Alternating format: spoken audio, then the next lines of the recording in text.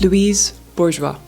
Born on Christmas Day in the year 1911 in France's capital of Paris, little did the world know that this woman was to become one of the seminal artists of the late 20th century, producing work across the bones of 7 to 8 decades. Best known for her large-scale sculptures and installations, Bourgeois' complex practice spans drawing, printmaking, sculpture and painting, and even a little bit of performance. But primarily she's known best for her sculpture. Her work is daringly autobiographical, yet the extent of this influence was only revealed later in her life, though it is now widely known and associated with her work. Some argue for better or worse. I like to argue for better, but I know that there's a lot of discourse around Bourgeois and how much she speaks about the influence of her personal life within her work, and people struggle to separate the artist from the artwork. And I suppose that the fault of that comes in that people don't know if they're reading the work with too much bias, that they're too informed by her own stories and narratives, or if they're actually reading the work for what it is.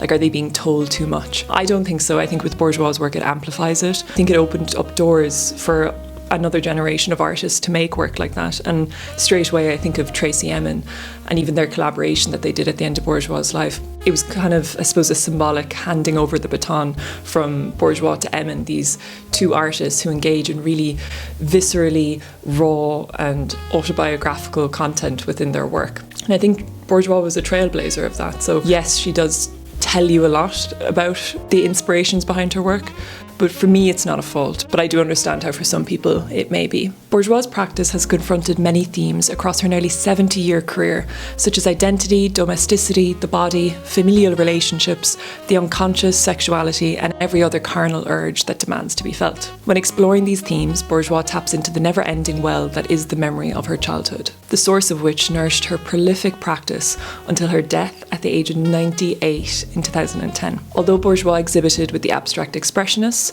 and her work has a lot in common with surrealist and feminist art, she was not formally affiliated with a particular artistic movement. She's utterly unique and, in my opinion, timeless. According to art critic Paul Herkenhoff, whose interview with Bourgeois I'll be referencing throughout the video, Bourgeois has, in essence, pursued a guerrilla strategy, mounting multiple carefully targeted attacks on the mainstream art from the 1940s through to the end of the 20th century. I think it's clear from this description that Bourgeois' career trajectory wasn't a linear one. She constantly had to reinvent herself and kind of balance the different roles that she was undertaking in her life, all the way from the 40s to when she received more significant, or I suppose widespread, national and global status. The pinnacle of her professional success did not come until later in her life, when in 1982, at the age of 70, she had a major retrospective show in New York's Museum of Modern Art, curated by Deborah White. And there's really great videos on YouTube as well, like interviews with Deborah White talking about her professional relationship with Bourgeois. This marked the first ever retrospective exhibition by a female artist in MoMA. That I did not know that before this research, though she certainly had many significant achievements before then. Herkenhoff describes this exhibition as the beginning of, and I quote, "the richly ornamented myths of origins she has embroidered," or in my words, the formation of her public persona, characterised by her bold and ferocious vulnerability that intertwines her past with the present, her life with her work. Louise Bourgeois made the work she wanted to make, not the work she ought to make. Work that was arguably before its time. The world appeared not to be ready. She did not pander to trends or relevance. She seemingly did not chase success. Louise Bourgeois worked for herself, and finally, at the end of the 20th century, the world caught up with her. And I personally am very thankful that it did. I can't express enough how much Bourgeois was a direct influence within my own practice. She arguably is the reason that I decided to pursue a career as a professional artist. I don't know if I would have if not for encountering her work at the time that I did. And that was when I was studying in University College Cork, which is one of the big universities here in Ireland. I enrolled in their arts programme, history, English, the history of art and German.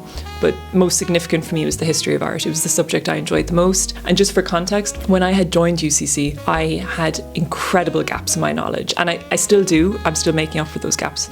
But specifically around modern art, I had always been interested in historical art, particularly early Christian art and early medieval, Renaissance. As soon as we approached art that was from the 1800s onwards, my knowledge ended. At that time, if you had told me, name 5 modern artists, I don't think I could have named one. In those couple of years, there's such a big jump in my knowledge, but even still I'm trying to make up for the gaps that are still very much there, which is kind of the point of this podcast. I want this to be an opportunity for me to be able to discuss art that inspires me, art that I'm researching, art that I want to know more about, and whether it's me in this kind of context sitting down and just talking about an artist that I love, or I can invite other people on and have them talk to me about artists that I don't know very much about, or about art that inspires. And for me, Bourgeois has always been one of those artists. And it was in one of these lectures that I encountered Bourgeois' work for the first time. All of a sudden the lecturer switched to the next slide of his presentation and the room was just filled with this vibrant red light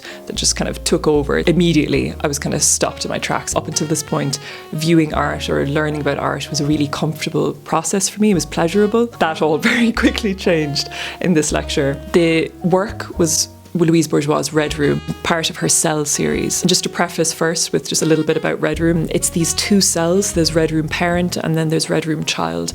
And they're made of these brown recycled doors that are kind of cloistered around in these cell shapes. So they form two circles and inside them is basically a load of different found objects that all seemingly have very intense meaning and symbolism for Bourgeois. And most strikingly in Red Room Parents is this big red bed and there's mirrors everywhere. And the idea is that the viewer is forced to circle the cells. You can't really enter them fully.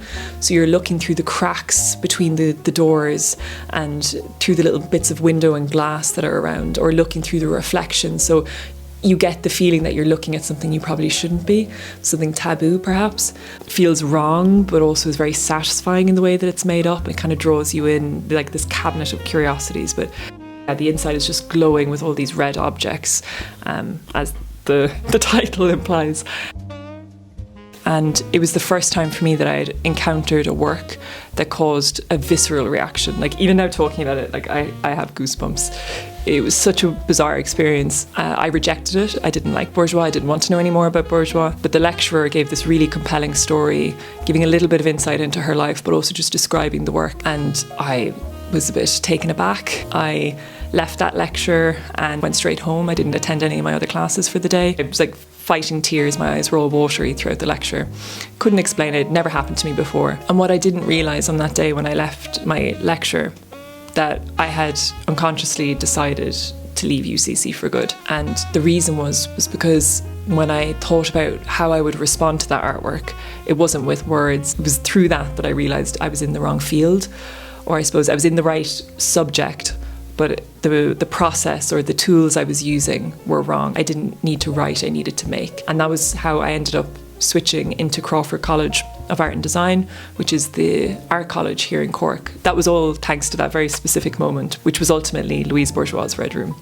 So anyway, going back to Bourgeois. As I mentioned, Bourgeois' work is inherently tied with the autobiographical, for better or worse. In his essay, History and Prehistory in the Work of Louise Bourgeois, American art critic and poet Thomas Machiavelli writes, "One could follow a path through the childhood neuroses into the unconscious and out the other side, into the world of ancient religious archetypes, drawing a relationship between archetypes, symbols and the spiritual with adverse early childhood events and memories." I thought this was just so fascinating because I know myself, I've always had this interest in religious iconography, religious symbolism. I referenced it in my BA work as well, and it's very interesting how he connects this with art that engages with early memories and that it kind of taps into something. There's some strange relationship between the two, which is something I'd like to look into a little bit more, maybe at another time. But there is something religious, sacred or cathartic to this kind of art making that taps into these early memories. Bourgeois trailblazed this path. Using language that seems to echo sacrificial religious sentiment, Bourgeois stated that art is a sacrifice of life itself. The artist sacrifices life to art, not because he wants to, but because he cannot do anything else. There is seemingly no choice in the matter. The art is her, and she is the art.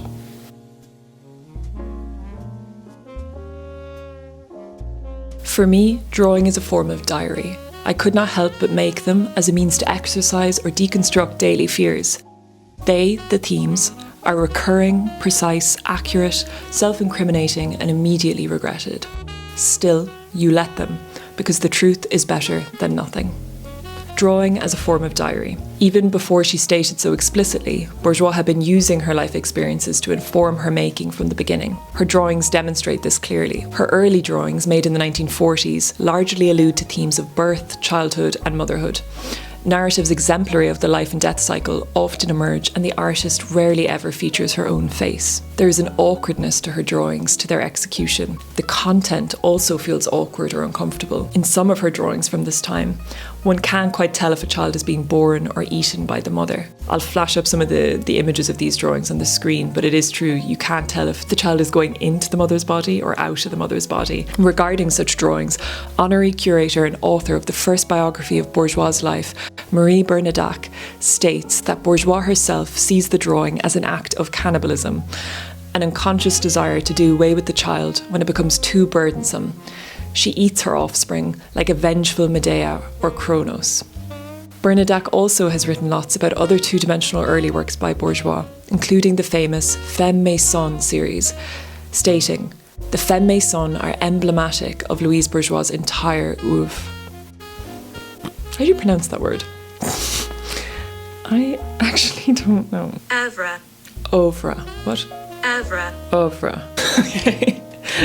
I've only ever read that word. I haven't said it. The Femme Maisons are emblematic of because I know the words coming up.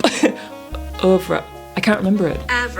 Oeuvre. Stating the Femme Maisons are emblematic of Louise Bourgeois' entire oeuvre. They are autobiographical, each of the four houses representing a real residence of Bourgeois at one time or another. Reinforcing this, Herkenhoff writes that Femme Maison is an image of domestic entrapment, the helpless exposure of someone who cannot fully conceal herself within her dwelling. Furthermore, Femme Maison significantly marks the early evidence of when this architectural or sculptural quality begins to emerge in her work, blending the two-dimensional and the three-dimensional aspects of her practice. Herkenhoff notes how the flat planes of the house are cubist while the body is surrealist, and I quote, "In that simple juxtaposition, the disjunctive syntax of Bourgeois' sculptural idiom was born." Bernadac reinforces this in her own writing, stating that throughout Bourgeois' career, the fusion of architecture with the body, or its substitution for the body, has been a primary metaphor. And to me, this is evident from the early work of Femme Maison all the way to her later work, the last work that she really ever made, which was her famous cells. When explaining the distinction between drawing and sculpture within her work, Bourgeois states that where sculpture mobilizes space, drawing is linked to notions of time. Bernadac writes further on this, adding that in Bourgeois' words, sculpture represents her own body, while drawings incarnate her memories and imaginative faculty. The different processes within her practice therefore become codified like a secret language, and sometimes the lines between the two are merged. And you see this in the way that her practice kind of melds from drawing into sculpture and back and forth. Herkenhoff describes how Bourgeois treated drawing like engraving or sculpting, based on the fact she employed so much physicality in a medium that's not traditionally associated with acts of force. He describes how she required resistance in her processes, how she tore and scored the paper as she worked, how she treated the pencil and paper like an engraver would to stone, etching away the memories. I love how at one point he writes that it felt more like she was carving the shapes on the flat page directly rather than rendering them. So even in the act of drawing, she was almost treating it like sculpting. And you really get the physicality that a lot of people tend to describe when they meet Bourgeois, even just speaking to her, that there was so much physicality to her. And that even comes out in something which is generally as tender as drawing. One can see how sculpture was a natural progression for Bourgeois in her practice, seemingly inevitable.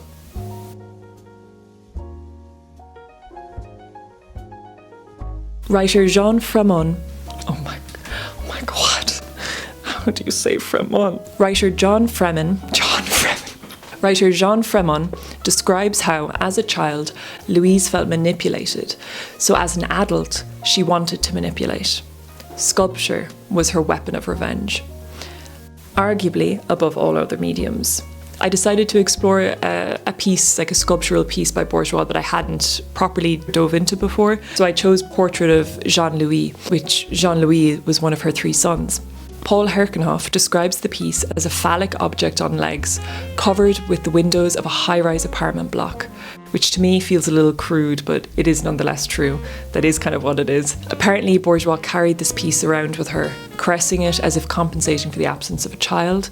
In her studio, it was said to have been positioned lying on the floor alongside another larger sculpture of a similar design. There's a tenderness attached to all these sculptures that they almost become objects to protect or objects of possession and something tender that you've to mind, and yet there's this ambiguity in the forms, confusing, and at the same time you kind of look at it without all of that explanation, and there's still something that draws you in. There's something so unusual about the legs coming out of the building and how long it is. Bernadac writes that even though the shapes are abstract, they represent people. They are delicate as human relationships are delicate. Similar sculptures made from around this time all had this elongated form in common, such as her majorly successful piece Sleeping Figure. When looking at these elongated works by Bourgeois, I can't help but be reminded of the work of Giacometti, who, funnily enough, is the only artist with whom Bourgeois claims to identify with. She had come a long way from her early life in Paris, where she had once enrolled at the Sorbonne to study mathematics, which, according to Herkenhoff, was a subject whose strict rules she found a comforting antidote to the lawlessness of human emotions. After this, she went to study the history of art, where she resolved to become an artist. It was in 1938, just as she was starting to grow confidence in her practice in France, that she met art historian Robert Goldwater, the author of Primitivism in Modern Art, amongst many other works. She followed him to America, and they were married after a few weeks. On arriving in New York, she was thrown in amongst the abstract expressionists who were prevailing within the 1940s New York art scene. Abstract expressionism was a post-World War II art movement which emphasised large-scale, non-representational abstract art that harnessed mark-making and pioneered action paintings, where the act of making largely trumps the product of the artwork. We think of artists such as Jackson Pollock, Mark Rothko and Willem de Kooning. It was around this time she started to produce her first body of work of sculpture, while also attempting to balance the role of conventional housewife and mother of her 3 young boys with Goldwater. Herkenhoff writes that Bourgeois thus gradually established herself as an artist in her own right, even as she juggled the responsibility for her children and her role as a hostess and helpmate for a distinguished intellectual, who of course was her husband Robert Goldwater. Amidst this, between 1949 and 1953, she had 3 one-person shows and appeared in group shows alongside leading artists of the abstract expressionist movement. So clearly very, very successful even during this time in the late 40s. Her work Sleeping Figure, which I've already mentioned, was acquired by Alfred Barr around this time, and he's the founding director of MoMA, so the piece was acquired from MoMA's collection. And then, according to Herkenhoff, she, and I quote, seemingly pulled back. So I think it's in the 1950s she kind of takes a step away, and even Bernadac reinforces this, stating that in the 1950s Bourgeois briefly took courses in psychology and French literature, possibly to change career entirely. There was clearly some shakiness in the stability of her career during the 1950s, and you can imagine trying to balance the role of being a mother, being a wife to this very established intellectual and all of these other things, living in a foreign country, speaking a language that's not your first, it's not your mother tongue.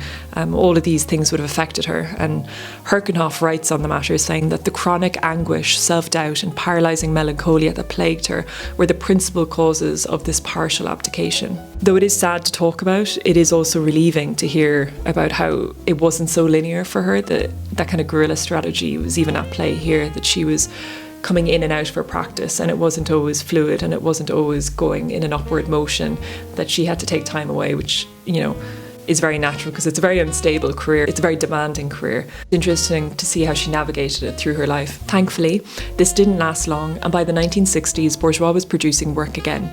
This time possibly associated with the eccentric abstraction movement, which I had never heard of, but which apparently is a term invented by American art critic, writer and activist Lucy Lippard to describe an organic, biomorphic abstraction hinging on sensuality. So I kind of know of work of this era, like I think of Eva Hesse, and I think of Bourgeois.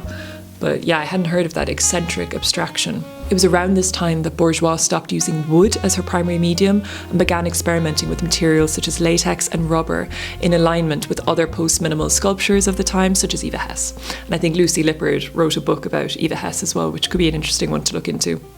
From these experiments came the layers, a series of knot sculptures reminiscent of shells or exoskeletons, and which all primarily are concerned with themes and imagery regarding the mutability of gender. So she kind of went from these themes of motherhood, birth, childhood, and then it has evolved into incorporating gender and I suppose more sociology. Bernadette describes some of these sculptures as a twin-faced organ that juxtaposes the male and the female. And I think that just describes it perfectly, this twin-faced organ, which just sounds slightly revolting, but also really intriguing. And I was lucky enough to see one of these pieces, I think one of her Janus series. It was in Lismore Castle as a part of the Girls exhibition. I think that was 2023. But one of those pieces was there and it was super cool. It was the first time I had seen a Louise Bourgeois piece in person. When Robert Goldwater died in 1973, it was said that though Bourgeois lost her strongest supporter, she was also given an opportunity for redemption, to remake her identity. It's this really critical shift in her life, which you can only imagine the effect that would also have on her art. This was the early 1970s, and throughout the 1970s, Bourgeois began to play with performance, environments and installations, and according to Herkenhoff, it was against this backdrop that she bonded with and became a heroine in the feminist movement, which was then in its first anarchic phase. Around this time also, Bourgeois began incorporating bronze and marble into her sculptures, which she has since credited as bringing these materials back into general usage, moving into the 1980s. It's also an interesting time for Bourgeois, as for the first 40 years of her career, she was working from her home, which was in the east side of Manhattan, I believe. And, being confined within a house instead of a studio, that dictates, the style and the scale of her work. However, in 1980, she acquired a large industrial loft in Boston, where her work was allowed to grow in both scale and exposure. She devoted the mid-80s and early 90s to the production and/or development of her famous cells, as well as producing prints and drawings, many of which are in MoMA's collection. This brings us back to where I started the conversation with Red Rooms. The Red Rooms are part of this large cell series Bourgeois was producing in the latter half of her life. Started making the cells in her 70s, which is mad because these are such giant, large-scale sculptures, and you can really see the effect that, moving out of the home and having this large studio in Boston, the effect that had on her practice and the scale of her work.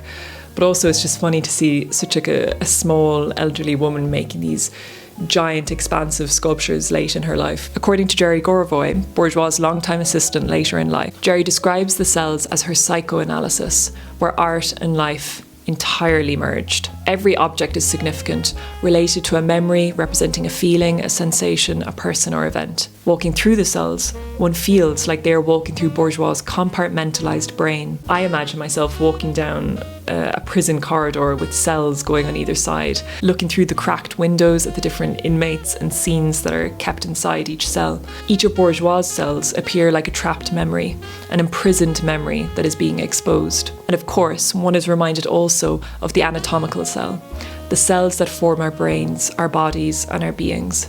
Something so fundamental and yet so microscopic, and it is ingrained within us all. We cannot see them, and yet they form us entirely. So too does our past, our memories, our traumas. They are invisible, intangible, and yet they too shape our brain, our body, and our being. So that's the gist of my spiel on Bourgeois. Arguably the most influential artist for me. Obviously there's some people who find Louise Bourgeois' work terrible. Like, some people just don't like her work. I'm biased, I love her work. Like, obviously I'm not an expert on Louise Bourgeois, but I've loved her work for a very long time. That's basically all I wanted to talk about. I hope this was interesting. If I enjoyed doing it, I'll probably make more. Like, there's loads of other artists I want to talk about. But yeah, that's all I have to say on Bourgeois for now. Thank you for watching, I guess, and hopefully I'll be back again with another artist to talk about, and hopefully with someone else, so I'm not alone doing this. It'd be interesting to see how it works doing with someone else, like talking about an artist that inspires them. We'll see. I don't know how to lead without it being awkward, but I'm just going to get up. Okay.